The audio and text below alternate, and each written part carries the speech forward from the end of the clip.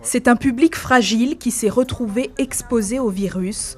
Aujourd'hui, les familles des résidents de l'EHPAD Edmar Lama s'interrogent. Est-ce que toutes les conditions de protection ont été mises en place par la direction ? Dominique, sans nouvelles de sa mère depuis 2 semaines, est inquiète.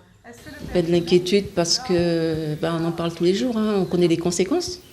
Ma mère a 78 ans, donc je sais que les conséquences peuvent être très graves. Et que souvent, dans ces cas-là, la mort, le résident vivra ça tout seul. Dans ces cas-là, ce sera accompagné par les agents, mais c'est pas ce qu'on imagine pour ses parents. En fait. Aujourd'hui, est-ce que vous avez des nouvelles de votre mère ? Non, je n'ai pas de nouvelles. Quand je vais déposer son linge, je dis aux agents de lui dire bonjour. J'ai appelé plusieurs fois et les agents étaient très gentils. Ils m'ont dit que tout allait bien, que voilà. Et ça, il y a 1 semaine. Mais aujourd'hui, à l'heure actuelle, non, je n'ai pas de nouvelles du tout concernant l'état de ma mère. C'est dimanche qu'un soignant a été testé positif au Covid-19. Un agent qui, dès les premiers symptômes, n'est pas revenu sur son lieu de travail.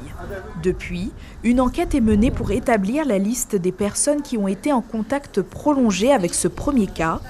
Après évaluation des facteurs de risque et des symptômes, une liste de 8 résidents a été établie, dont 6 ont été testés. Mon but est de définir les gens qui sont en contact, de faire cette liste, voir si parmi ces patients en contact, il y en a qui sont symptomatiques, et de présenter cette liste à l'unité médicale d'infectiologie et à l'ARS pour définir exactement quelle va être notre attitude en termes de détection par les tests. Depuis ce premier cas de Covid-19, de nouvelles mesures de précaution ont été prises par la direction de l'hôpital. Depuis l'annonce d'un agent testé positif au Covid, on a mis en place le confinement en chambre individuelle de l'ensemble des résidents de l'EHPAD et nous avons généralisé le port du masque pour tous les intervenants au sein de la structure. Les résultats des tests des 6 résidents sont attendus pour demain. Suivez l'info sur Guyana Première, télé, radio et internet.